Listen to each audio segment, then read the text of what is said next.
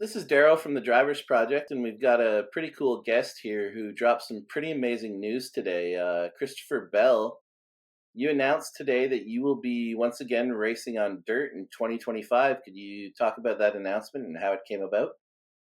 Yeah, talk about huge news for sure, and I'm just super thankful to have the opportunity to reconnect with my dirt fan base. It's been uh, only really a short time since I have been running dirt cars, but it's been interesting because I still feel like I'm part of the dirt community. I'm paying attention to what's going on, the races and the drivers, and who's winning and who's struggling, stuff like that. But I was surprised how like I feel like I'm still part of the community, but yet the dirt community hasn't really felt like I am part of it. So yeah, regardless, I'm excited to get back out there and run races and be a part of it.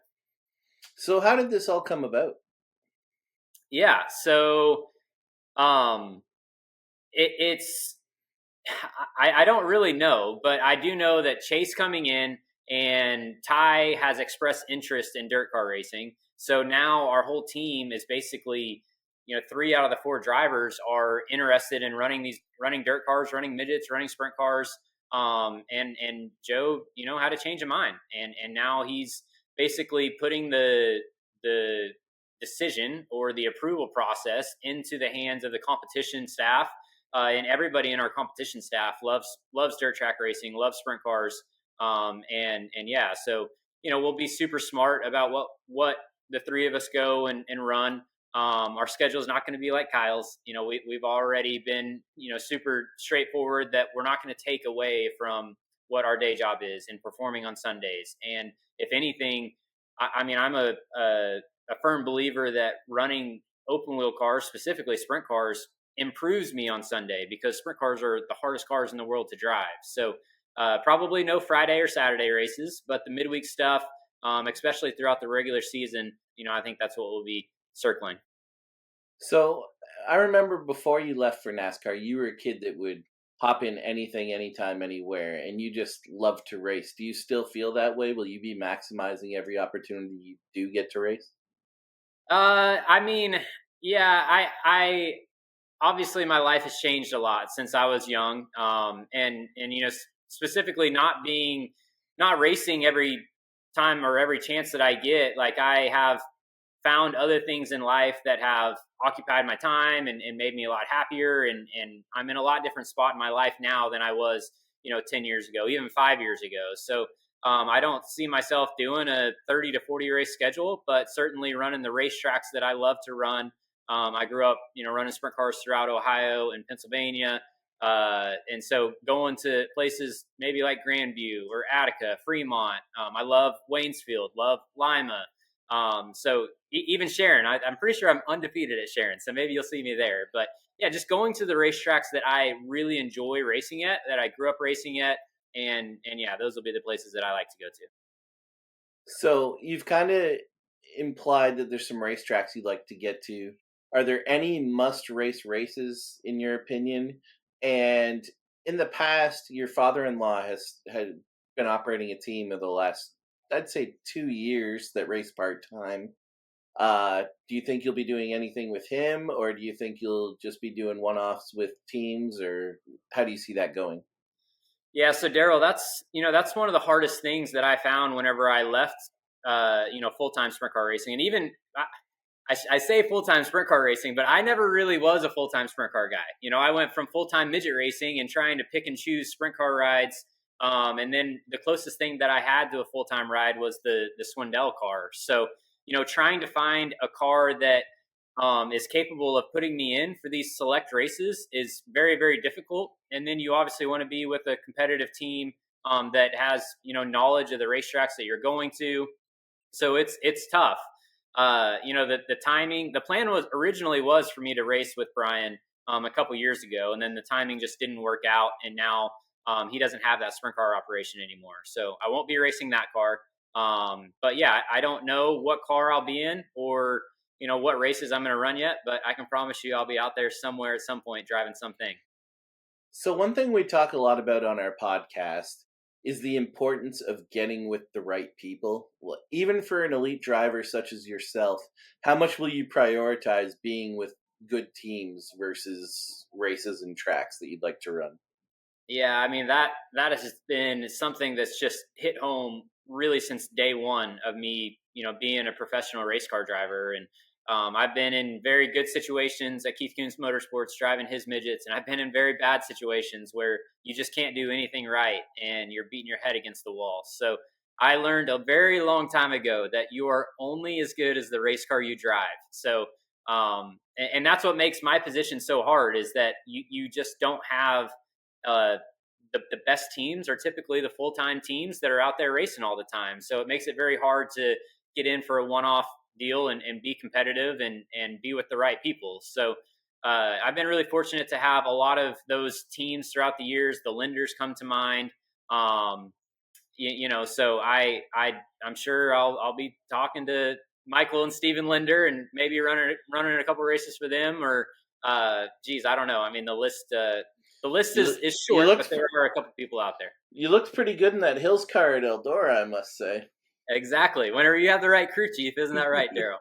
Yes, sir. Definitely, it was all me. So, how much we've seen guys like Dave Blaney and Craig Kinzer go to NASCAR and come back and not really be as fast as they were. How much do you think this layoff is going to affect you? Um, oh man, you're putting me on the spot, but I don't know. It's that's a great question, and obviously I don't expect to be up to speed and as good as I was in my prime sprint car racing. But hopefully I'm able to get there again, and I think that's a bad sign if I can't get there again. But yeah, I mean, certainly I haven't run a sprint car since I think it was maybe July of 22. I think it was PA Speed Week of 22. So I would love to, hopefully test before I run a race again, and then, get my feet wet in a slow manner. Like I love Volusia. That's one of my favorite racetracks, but I don't think going straight to an outlaw race at Volusia is my best bet. So, maybe we'll look at the schedule and see what comes out in Florida, and try and get my feet wet in a slow manner. But yeah, I mean, obviously, I hope to get back to where I was at one point, and I don't expect that right off the bat. The eternal dream of every single sprint car fan that sees their drivers go on to NASCAR is the hope that those NASCAR drivers will one day come back and own a team or compete or do both at a high level. Do you think Christopher Bell at any point in his career will come back full time to sprint car racing or midget racing or own a team? Yeah, I mean, I think the short answer is yes, absolutely. I don't know to what magnitude that's going to be or what the time frame is. Um, I remember as a kid, whenever I grew up racing, that the way that I got to where I am was because of having the versatility of being able to drive everything. And while I was a full time midget guy, the schedule is pretty lax, and it allowed me to go run non wing sprint cars and wing sprint cars and all that stuff. And I think that without wing sprint cars, I wouldn't be a NASCAR driver. Without midgets, I wouldn't be a NASCAR driver. So my dream as a kid was to always have one team and one driver, one crew chief that goes out there and runs everything, and runs maybe an outlaw race here, a high limit race, a USAC Silver Crown race, a USAC midget race. So I still think that would be really cool. It would take a special driver to be successful, a special team, a special crew chief. So that's my dream goal. Maybe one of these days. I asked Kyle Larson this question, and he gave me a pretty interesting answer. What do you, where do you think sprint car drivers excel in NASCAR? So for me, sprint cars are they're just so hard to drive, and there's such everything is so fast paced. So you go to really any sprint car track, and you're running under 15-second lap times, and you go to every NASCAR track except Bristol, and they're over 15-second lap times. At intermediates, you're running double that at 30-second lap times. So everything that goes on inside the car, your decision making, your reaction times, I just you run a sprint car and you're moving the wheels so much, and things are happening so fast. You get air that comes across your car and it takes you down the straightaway a different way, or your car handles a different way depending on the aero situation you're in, and the track's ever changing. So you really have to. It just creates this this this fly, going by the seat of your pants, and not getting into, I don't want to say a rhythm, because you do get into a little bit of a rhythm, but it's more of just like a reaction, right? Like things are thrown at you, you react to it, and you're just trying to create the most lap time and put the best laps together. And I think that it translates to NASCAR by slowing down. Whenever you get into the stock cars, everything is so slow. Your hands move slow. The moves are slow. Whenever people change lanes, and the passes are slow. And sprint car racing is just all sped up. That's actually, I love that you gave me a different answer than Larson. I actually like you to comment on Larson's answer. Larson felt like sprint car drivers stand out on road courses because the car moves all over the place on road courses and doesn't at other racetracks. Do you feel he was accurate on that?